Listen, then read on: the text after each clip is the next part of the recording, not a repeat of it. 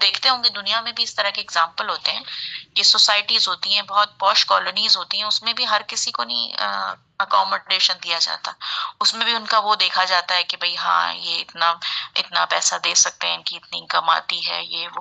تو ایک دائرہ انہوں نے بنایا ہوا ہے، ایک کرائٹیریا بنایا ہوا ہے، اس حساب سے وہ انٹری دیتے ہیں لوگوں کو.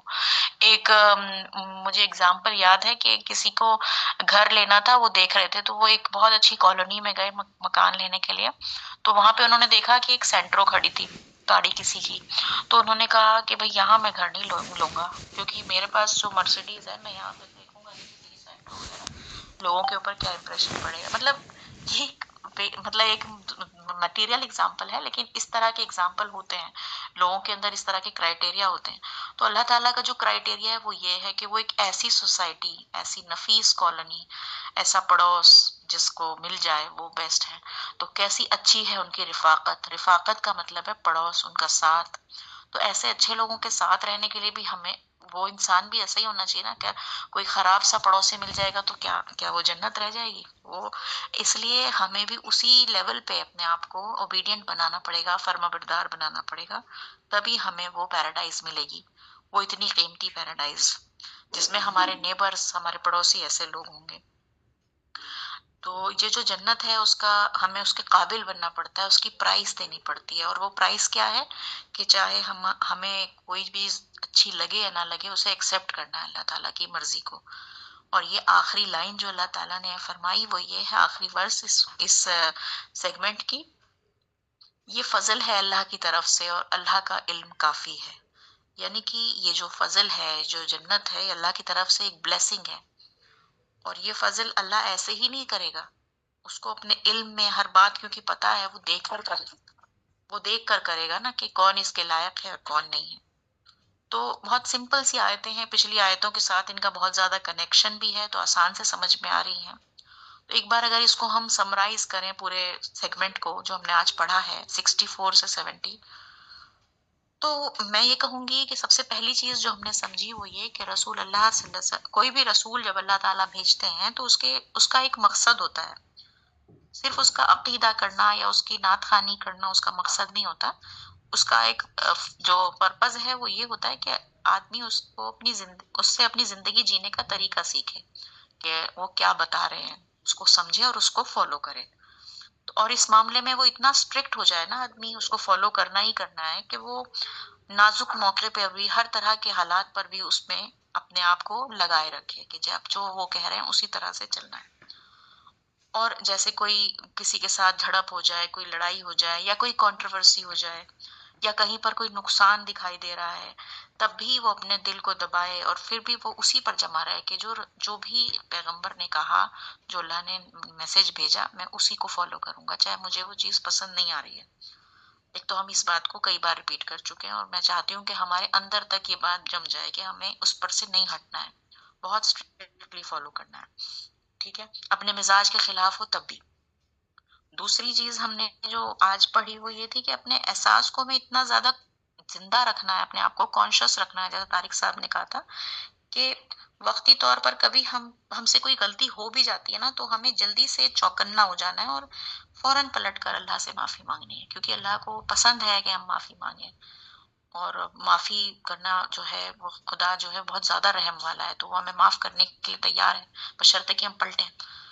اور ایک اور بات بھی ہم نے آج کی ڈسکشن میں سیکھی وہ یہ کہ جو انسان اپنے شوق کو، اپنے خواہشوں کو ہرا نہیں سکتا، تو اس کا مطلب اس سے کیا امید کر سکتے ہو آپ؟ وہ کیا ہی سختی سے کیا کر پائے گا، اللہ تعالیٰ کا ساتھ کیا دے پائے گا؟ جیسے اس میں کہا گیا تھا نا کہ اللہ تعالیٰ نے کہا کہ اگر ہم اس کو کوئی سخت حکم دیتے تو پتہ نہیں کیسے مانتے.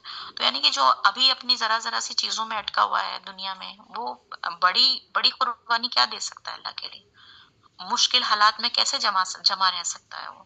تو اللہ تعالیٰ ان سب چیزوں سے آپ کو ٹیسٹ بھی کر رہے ہوتے ہیں کہ آپ کا لیول کیا ہے ایمان کا.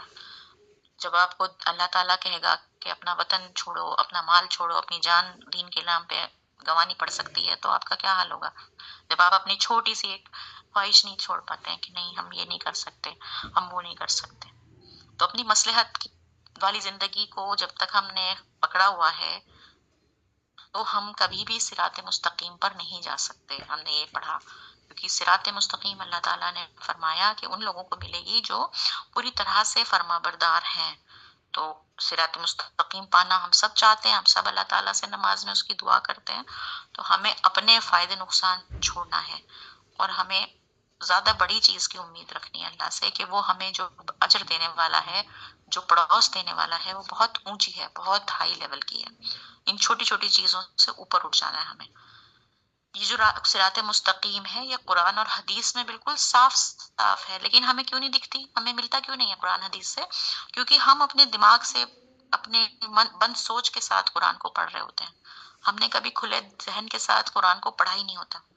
ہم وہ چیز صاف صاف دیکھ ہی نہیں پاتے کیونکہ ہم اپنا فائدہ اور نقصان کا چشمہ لگا کے چیزوں کو دیکھ رہے ہوتے ہیں کہ یہ چیز تو فائدے مند ہے نہیں، اسے ہٹا دو، اپنے دماغ میں بیٹھنے ہی نہ دو. اور جو چیز ہمیں لگتا ہے کہ ہاں یہ تو ہمارے حساب سے ہے، اس کو ہم دین سمجھ لیتے ہیں. تو ایک طرح سے ہم نے کیا کر لیا کہ دین کو ہم نے اپنے حساب سے ایڈجسٹ کر لیا اور سچے دین کو ہم پہچان ہی نہیں پا رہے. ایک عجیب سا ہم نے تصور بنا لیا کہ یہ دین ہے. اور ایسے لوگوں کو وہ قیمتی پیراڈائز تھوڑی مل سکتی ہے جو اللہ تعالیٰ نے بنائی ہے. جو سچے دین پر ہوں گے وہ اسے ہی ملے گی. جو لوگ وہاں رہیں گے تو وہ دنیا کے ہر قسم کے فائدے نقصان کو بھول کر اللہ کے ساتھ ہوں گے. ایسے لوگوں کو اللہ نے پرومس کیا ہے کہ وہ پیراڈائز کے حقدار ہیں اور آخری حد تک وہ اللہ کے ساتھ رہنے والے ہیں. تو اللہ تعالیٰ ہمیں بھی ان لوگوں میں شامل کرے. آج کا ہمارا یہ میں کہوں گی کہ ختم کرتی ہوں. میں آپ لوگوں کو اگر اس میں کچھ ایڈ کرنا ہے کسی کو یا کوئی پوائنٹ کسی کو بتانا ہے تو پلیز.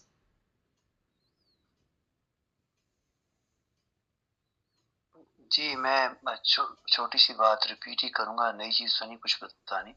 آواز آ رہی میری آپ کو؟ جی بالکل آ رہی ہے. وہ جو آپ نے سارا میسج شیئر کیا جو اس کے اینڈ پہ ہے نا، کہ جو اللہ اور اس کے رسول کی اطاعت کریں گے، جو ان کی کمپنی کا ذکر کیا اللہ تعالیٰ نے کہ اگلی زندگی میں انبیاء، صدیقین، شہداء اور صالحین کے ساتھ جو ہونا ہے، میرے ذہن میں ایسے خیال آیا کہ اگر ایک انسان کا سچا ایمان ہو تو وہ کتنا بےتاب ہوگا اس کمپنی میں جانے کے لیے. بس ایسے خیال تھا میرا. شکریہ. بالکل مجھے لگتا ہے وہی انسان ان چیزوں کی ویلیو کر سکتا ہے جو ان کو سمجھتا ہو کہ ان کے ساتھ رہنا کیا کیا کمپنی ہوگی. اور ایک اور بات میں یہاں پہ آپ نے پوائنٹ اٹھایا تو بتانا چاہتی ہوں، اس پہ مولانا صاحب نے ہمیں